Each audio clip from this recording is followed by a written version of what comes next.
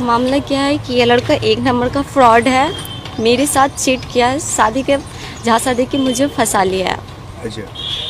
बस ऐसे, क्योंकि मेरे पापा नहीं है, भाई नहीं है, इसके बाद झूठे मोटे दिलासा दिला कि हम तुम्हारा साथ देंगे, ये करेंगे, बहाना से मुझे नेटवर्किंग मार्केटिंग के बहाना से मुझे ले गया और मेरे साथ रिलेशनशिप में रहा और मेरी मांग में सिंदूर भी भर दिया। अब कहता है कि हम शादी नहीं किए हैं।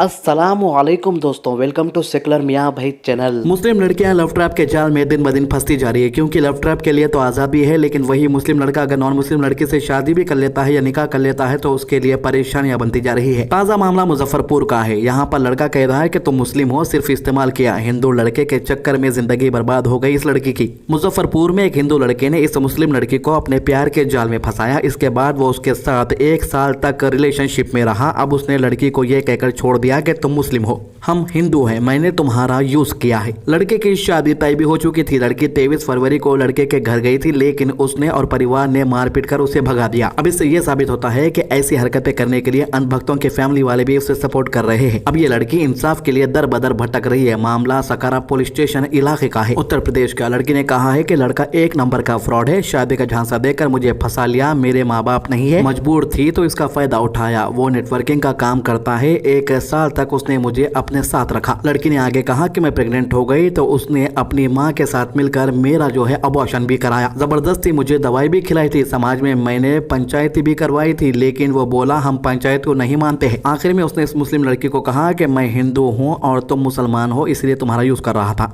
हम शिकायत किए, सकरा थाना में भी किए, महिला थाना भी किए हैं, महिला आयोग में भी किए, सब जगह किए हैं। हाँ, शिकायत किए, एसपी सर के यहाँ भी किए, सब जगह किए। समाज में 3-4 पंचायती भी हो, पंचायती को नहीं मानता है, बोलता है कि तुम मुस्लिम हो और हम हिंदू हो, बस हम मुस्लिम को यूज करने के लिए हम लोग इस्तेमाल करते हैं। लड़का हिंदू है। 1 साल तक मेरे साथ रहा है ये लड़का। तो उसके बीच मेरे पेट में 2 महीना 20 रोज का बेबी भी था, इसने माँ और बेटा दोनों मिलके बच्चा को अबॉर्शन करा दिया, जबरदस्ती दवा खिला के।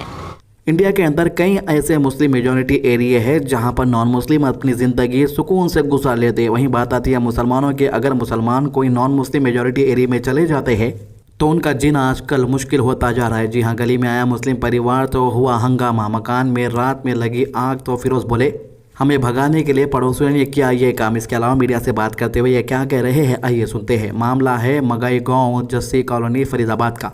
गाड़ी ऑटो लेके आ रहा था, इधर से जबरदस्ती इधर घुसाया इसने ऑटो। कह रहा मेरा ऑटो यहीं खड़ा होता है, यहीं होएगा, जबकि इसका मकान उधर है। और ऑटो को चलो हमने बात खत्म कर दी कि चलो कोई बात नहीं, ऑटो हम ऑटो वाला ये घर है, ये पिंक वाला धर्मेंद्र नाम है इसका, और एक ग्रीन वाला घर है। ठीक है सर, चलो हमने विवाद खत्म करा। हमने कहा हम यहाँ रहते नहीं है, हम तो काम कराने हैं, ताला लगा के चले जाएंगे, फिर पूरी रात खड़ा कर लेना। इस बात को लेकर बात खत्म हो जाती है। फिर इन्होंने क्या करा,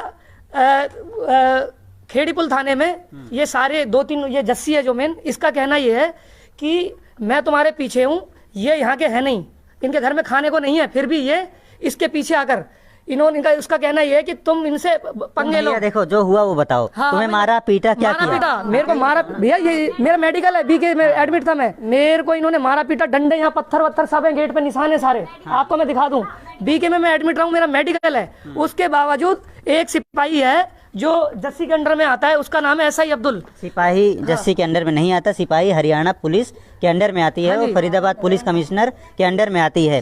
तो आपके साथ मारपीट कब हुई थी ये बताइए। मारपीट हुई थी सर, मेरी हुई थी तारीख कितनी थी उस दिन, 16 तारीख को फैसला हुआ था। उससे 2 दिन में बीके में एडमिट रहा हूँ। उससे पहले मतलब 13 या 14 को हुआ है झगड़ा। इन्होंने मारा पीटा है, पत्थरबाजी करी है।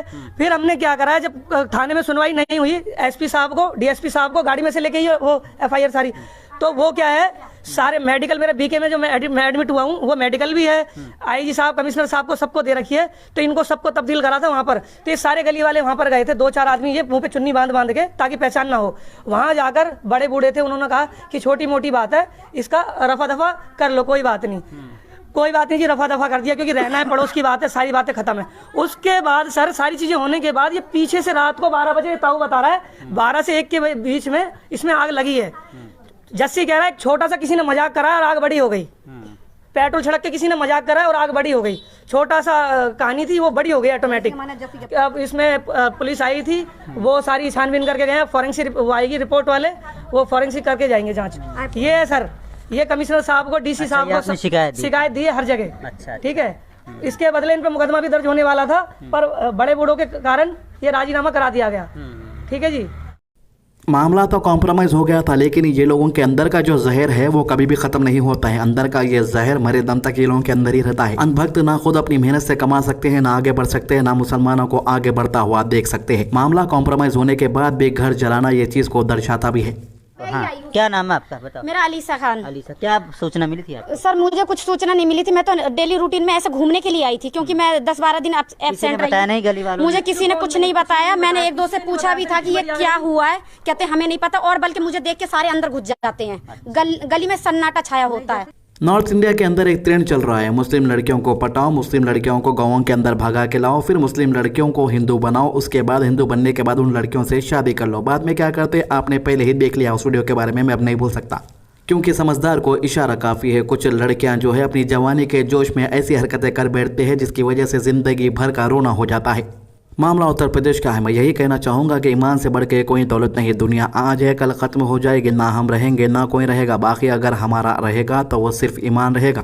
ईमान रहा तो हम कामयाब है। अभी जो है अमेरिका के एक बहुत ही बड़े पादरी ने इस्लाम कबूल कर लिया है। वो खुद कह रहा है कि इस्लाम में आने के बाद मुझे वो सुकून मिला। इस्लाम एक ऐसा मज़हब है जो हर इंसान के लिए खैर है और कामयाबी का रास्ता है। मगर जिन मुसलमानों को इस्लाम क्या चीज़ है वही नहीं पता है, तो उन लोगों से क्या खैर की उम्मीद कर सकते हैं। और ये शादी कराने के लिए ना वहाँ पर पंडित मौजूद है और ना ही निकाह कराने के लिए कोई मौलाना वहाँ पर मौजूद है। ये गांव वाले खुद आ गए, मंदिर में साथ फेरे करा दिया और बोल रहे कि शादी हो गई। लड़के की माँ क्या कह रही है, आइए सुनते हैं। 4-5 दिन अबे दिन करके ना, या 4 दिन चाहे 5 दिन तरीके हम नहीं। हाँ, तब तो बोलावा गए कि आओ अपन लड़की ले जाओ। अच्छा, तो कहा थे हमार लड़की गए तो गए, अब हम नहीं लाए, अपने घर शादी ब्याह कर लियो, उन्हें खियाओ पहिराओ। हमारे के यहाँ 10 साल में 5 साल में आपको साल में हमारे घरे आओ। वहीं दूसरी तरफ रिपोर्टर किस तरीके से मुस्लिम लड़के से सवाल कर रहे हैं, जरा खुद सुनिएगा आप। कोई दिक्कत नहीं, तुम्हें के साथ जिंदगी जी लूगी है? तुम मोहम्मदन हो, पहले इसके पहले मांस मछली खाती रही होगी। अगर यहाँ नहीं मिला तो हाँ हाँ, अच्छा, कोई दबाव तुम्हारे ऊपर नहीं है ना? कितने दिन से एक दूसरे का संबंध है? कब से जान रहे हो एक दूसरे को? 1.5 साल से जान रहे हो? तो ये जहाँ काम करते थे वहीं तुम्हारा मुलाकात हुआ? तो कैसे क्या करने गई थी वहाँ तुम? सामने ऐसे कर रहा है, ऐसे सामने मकान रहने में केक बना। अच्छा, जहाँ इनका जो ये केक बनाते थे, जहाँ इनकी बेकरी थी, उसके सामने ही तुम्हारे पिताजी का मकान है, वहीं से इनका साथ हुआ। अब अगर बताए तुम भाग आए, उसके बाद तुम मंदिर में शादी करने जा रही हो। मम्मी में सब जानते हैं, राजी है, मम्मी पापा मामी मामा सब राजी हैं। जो सब राजी हैं तुम बता रहे हो, तो किसी का नंबर तो हमें बताओ, हम बात करके देखें ना कि वो लोग राजी। निकाल के देते हैं। तो ये थी अभी तक की अपडेट। वीडियो पसंद है तो लाइक कीजिए, ज़्यादा से ज़्यादा शेयर कीजिए। अल्लाह हाफिज़।